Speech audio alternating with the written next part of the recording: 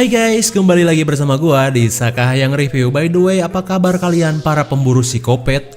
Udah lama kan kalian nungguin konten ini?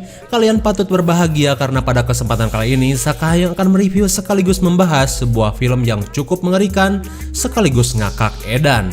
Dan tak lupa para bondon SMA yang menghiasi kegoblokan dari film ini. Tapi sebelum itu, Sakahayang cuman mau ingetin sama kalian bahwa Sakahayang kini mempunyai dua channel, yaitu Sakahayang Movie. Dimana di channel itu Sakahayang juga suka upload pembahasan film yang gak kalah menarik.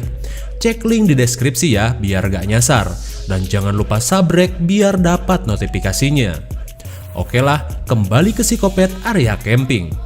Ada yang tahu judulnya apa?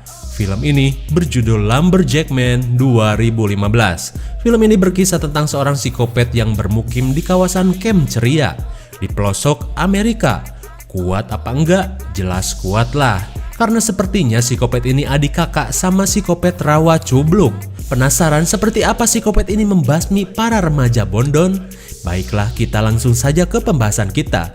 Dan seperti biasa, jika kalian suka dengan channel ini, silahkan subrek aja biar gak ketinggalan video menarik lainnya dari Sakahayang. Film ini diawali dengan diperlihatkannya kompor kopet yang menyala. Kemudian terlihat bayangan seseorang yang tinggi besar bersamaan dengan judulnya. Ya, betul sekali, itu dia judulnya. Lalu terlihat orang itu tengah mempersiapkan alat-alat kopetnya. Dimulai dari mengasah kampak kopetnya, rantai kopet, gergaji kopet, sampai arit kopet. Jangan heran, kan ini si kopet jadinya patpet. Lalu ia pun terlihat sedang memasak sesuatu. Masak apa ya bun? Yang pasti bukan untuk menu buka puasa. Singkat waktu, scene pun beralih ke dalam sebuah bis yang akan melakukan karya wisata. Terlihat seorang wanita cantik dan sensual bernama Faith. Ia yang memiliki tombol badak menjadi sorotan mata para bujangan pemburu bondon belia. Namun, yang namanya cewek remaja saling sirik body sudah menjadi hal biasa. Ia pun dilabrak seseorang yang bernama Daniel. Ia yang selalu menjadi sorotan utama kini mendapati saingannya. Ia pun bebacotan dengan Faith. Namun si Faith gak kalah gede bacot, sehingga si Daniel kalah dan ngambek. Penting gak penting sih perkenalan karakter ini. Kini, scene beralih ke seorang bapac bernama Peter. Ia yang baru tiba dikagetkan dengan bis sekolah yang tadi. Apalagi para siswinya malah pamer tombol kebanggaan mereka ke jendela. Namun sial, Peter yang kebetulan lagi pegang HP malah mendapati gambar blur. Suwe. Lalu, ia pun mampir dulu ke sebuah toko kelontongan milik... Nah, pintar, masa nggak tahu Sultan? Ia pun kepo kepada kasir di sana tentang tujuan bis sekolah yang selalu melewati jalanan ini. Hingga si kang kasir bilang, biasa, anak sekolah lagi banyak yang study tour ke Kurtz Camp. Atau biasa kita sebut Camp Ceria. Sontak si Peter seolah mengetahui sesuatu. Ia pun segera membeli banyak sekali pelor FF dan seperti mempersiapkan diri akan sesuatu. Singkat cerita, sampailah mereka di Camp Ceria. Dengan gaya bicara ngegas, si kang sopir menyuruh mereka untuk turun. Dan sugan, si pak sopir pun langsung tancap gas setelah menurunkan semua murid. Kayak buru-buru ngejar apa gitu si sopir teh. Setelah itu, para murid pun dikumpulkan oleh si guru Ceringe bersama si bu guru Seksoy. Dan para murid pun dipersilahkan untuk menikmati keindahan alam di tempat ini. Mau kemanapun sok aja nggak apa-apa, asalkan sambil melakukan tugas tadinya. Mereka pun dibagi menjadi beberapa kelompok yang terdiri dari 2 orang. Mendengar hal itu, para murid yang didominasi wanita-wanita seksoy pun kegirangan, dan mereka pun pergi. Di sisi lain, si kang sopir pun lagi ngabret tancap gas seedan-edannya. Dan ternyata, pantes aja buru-buru, si kang sopir dah punya janji dengan 2 bondon. Meski si bondon lagi ngambek karena kelamaan menunggu, akhirnya mereka berhasil terayu oleh sebungkus garam beriodium atau biasa kita sebut sebagai uyah haram. Singkat waktu, kang sopir pun ngetem di ruyuk yang sepi dan terjadilah adegan bis sekolah bergoyang.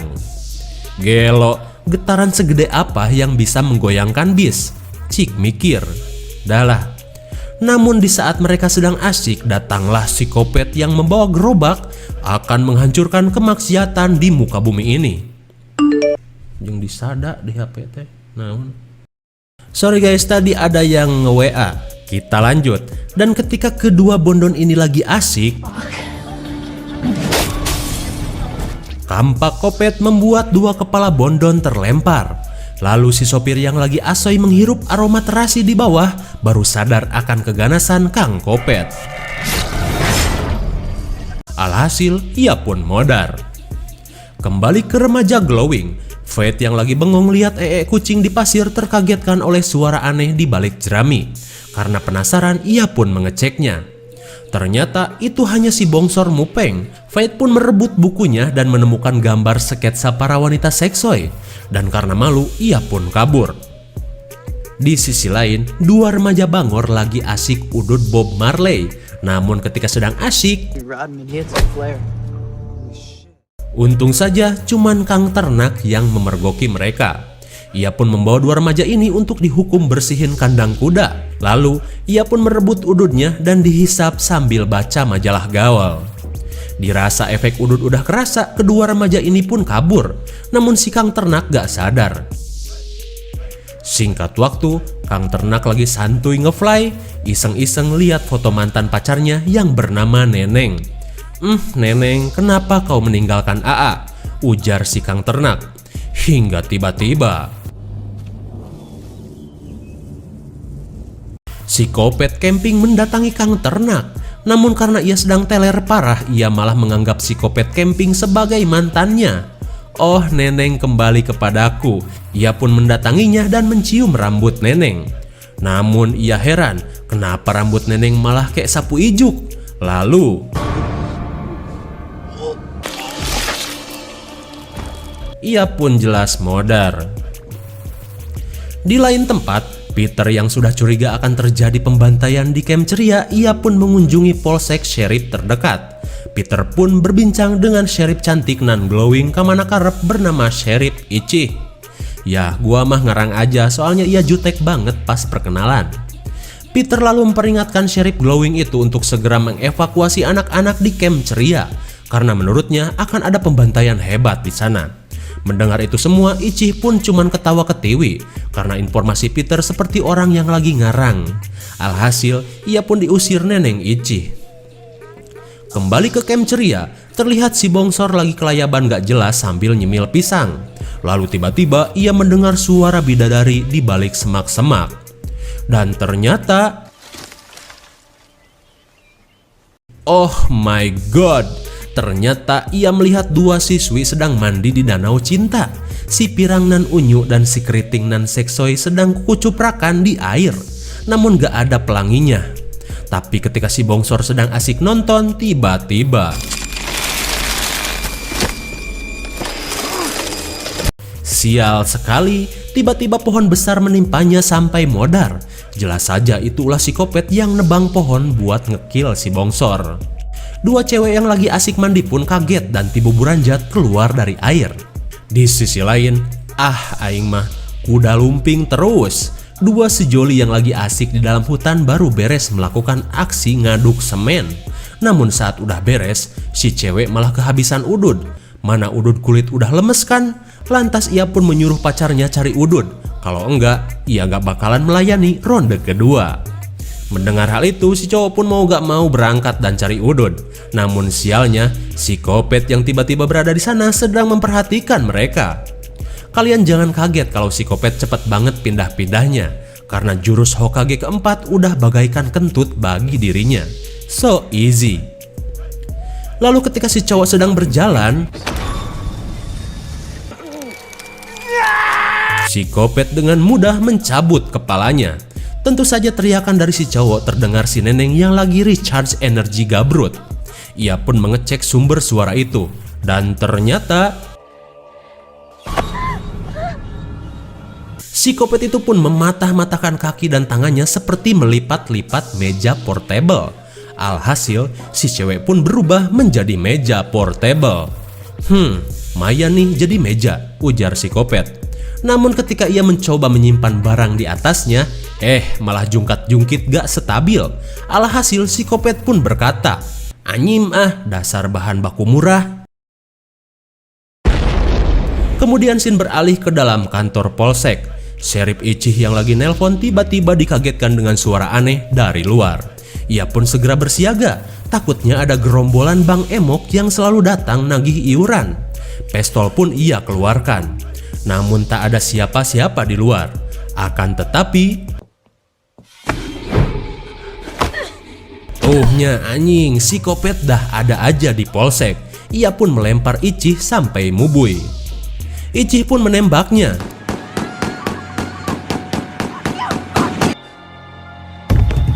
Satu klip pistol ia habiskan untuk psikopat, dan psikopat pun ambruk. Masa iya seletoy itu? Lalu ketika Ichih mengeceknya, Ichih nggak bodoh kayak di film-film lain. Ia pun memastikan kematian dari psikopat itu. Dirasa udah mokad, ia pun segera meminta bantuan. Apa gua bilang? Psikopat mah kuat. Ichih pun ripuh dengan kapak di punggungnya. Lantas ia pun mencoba melawan dengan alat seadanya.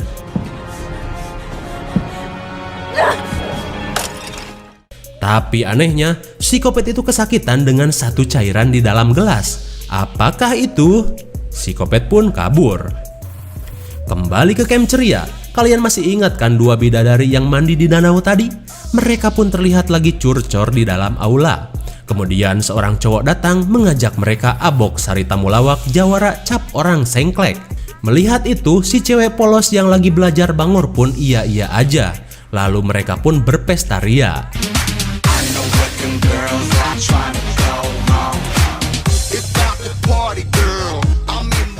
Hingga setelah dirasa para ladies ini udah abok, pun mencoba peruntungannya dengan akan mengeluarkan rudal kebanggaannya. Kali aja disosor, tapi tiba-tiba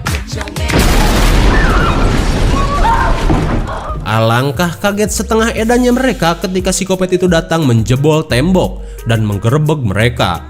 Para ladies pun lari ngabret seedan-edannya. Namun si cowok malah pelangak pelongo seakan gak percaya dengan apa yang ada di hadapannya. Alhasil, ia pun modar. Lalu setelah menghabisi si cowok esangan, psikopat itu pun mengejar kedua gadis tadi.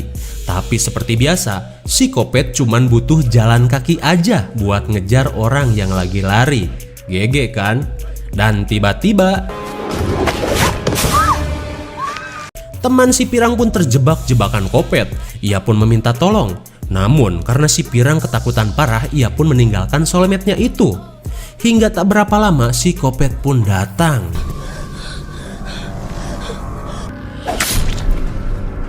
Keran air pun menancap di jidatnya sehingga mengeluarkan darah. Kembali kepada si Pirang. Ia yang lari edan pun seperti tak mengetahui arah dan tujuan. Ia hanya berlari gak jelas asruk-asrukan melintasi hutan. Hingga Hiraishi no Jutsu is real. Psikopat tiba-tiba berada di hadapannya dan menampol-nampol wajah unyu si Pirang sampai hancur. Sayang sekali ya, padahal doi bibit unggul yang perlu dilestarikan. Kembali ke camp, tiba-tiba Peter sudah berada di sana dan memberitahu semua bahwa camp ini nggak aman. Jika kalian tetap di sini, kalian bakalan mati sama psikopat camping pembuat pancake.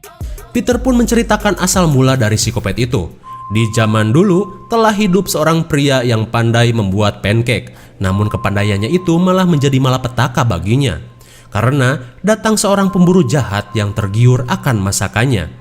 Ia pun menawarkan jika ia bisa mendapatkan resep pancake itu, ia akan memberinya uang yang banyak. Namun orang tersebut tak mau dan tetap memegang resep keluarganya. Hingga akhirnya lelaki itu pun membunuh orang tersebut dan mengambil resepnya secara paksa. Dan parahnya, lelaki itu membunuhnya dengan cara menyelupkan wajahnya ke dalam panci selai pancake sampai mati. Hingga pada akhirnya ia pun kembali bangkit dari kubur dan akan membunuh siapa saja yang berada di tanah kekuasaannya. Itulah sepenggal cerita dari psikopat camping. Namun ceritanya itu hanya dianggap sampah dan seperti biasa ia pun diusir. Singkat waktu, malam pun tiba. Peter yang pasrah akan kebebalan warga sekolah pun pulang. Namun tiba-tiba terlihat polisi Seksoy Ichi sedang ripuh dan meminta tolong. Jelas Peter menolongnya dan berkata, "Nya, cek aing ge, ada psikopat kan?" Ia pun membawanya pergi. Kembali ke camp ceria, mereka yang sedang makan malam dengan ceria tiba-tiba dikagetkan sesuatu. Bubar, psikopat merangsek masuk dengan kekuatan huleknya. Lalu di saat mereka pelangak-pelongo karena psikopat yang Peter bicarakan ternyata benar. Salah satu murid di sana pun modar. Sontak mereka pun panik riweuh seedan-edannya.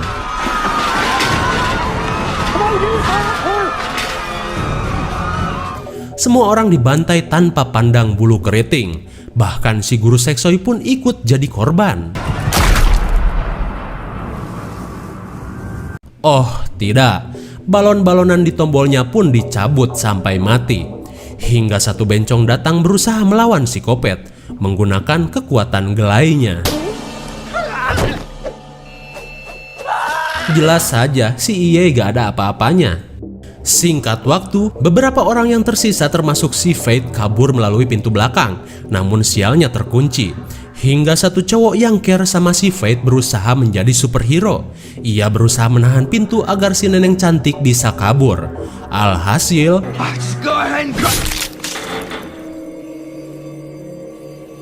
angan-angan cowok itu untuk mendapatkan cinta dan tombol badag si Fate akhirnya sirna di tangan psikopat Edan.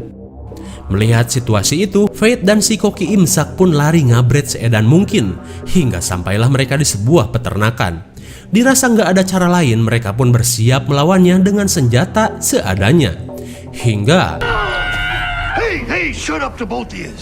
ternyata itu cuma si Peter saja. Ia pun kemudian menjelaskan bahwa kelemahan psikopat itu adalah menggunakan sirup pancake, seperti informasi dari Sheriff Ichi. Awalnya, Fate dan si Koki nggak percaya, namun apa salahnya mencoba. Fate pun mengambil pemotong besi untuk melawan psikopat badak itu.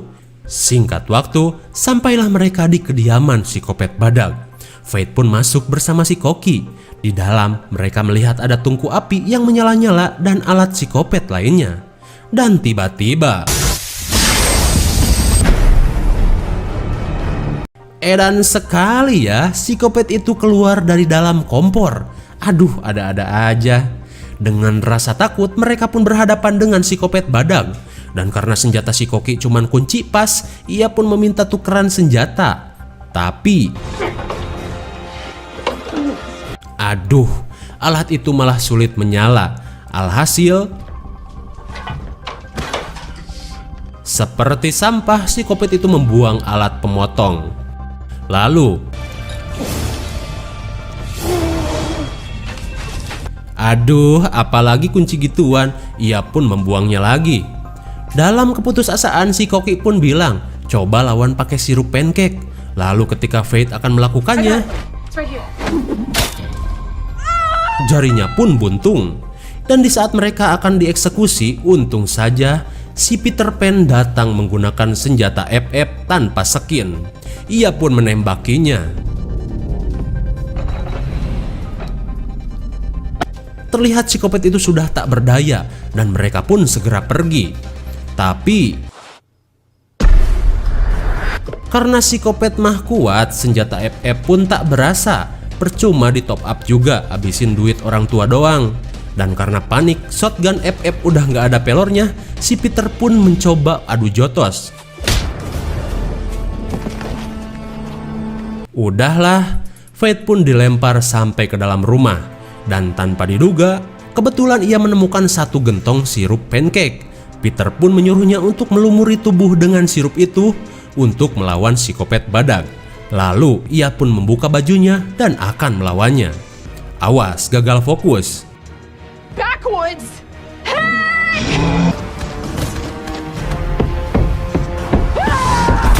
Akhirnya psikopat itu mati dan meleleh. Fate pun keluar dan membuat mata kalian gagal fokus. Ngaku loh. Lalu psikopat terlihat seperti akan meledak.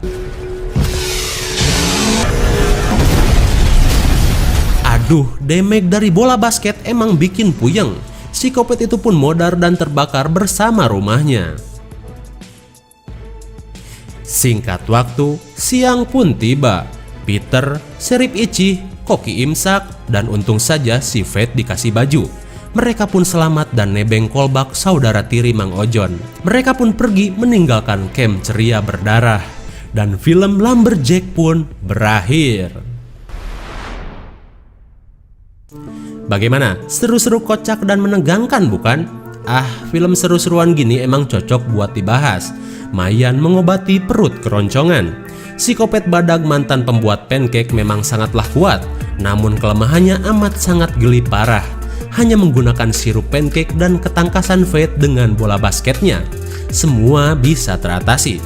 IMDb untuk film ini adalah 4,2. Namun menurut Sakayang cocok diberi nilai 5,3 karena setiap ABG di film ini mempunyai keunikannya masing-masing dan menjadi sasaran empuk psikopat pancake. Mungkin segini saja review dan pembahasan film Lumberjack Man 2015. Jangan lupa like, share, dan subscribe supaya kalian tidak ketinggalan jika ada video baru dari Sakayang. Thanks for watching and see you on next video. Bye bye.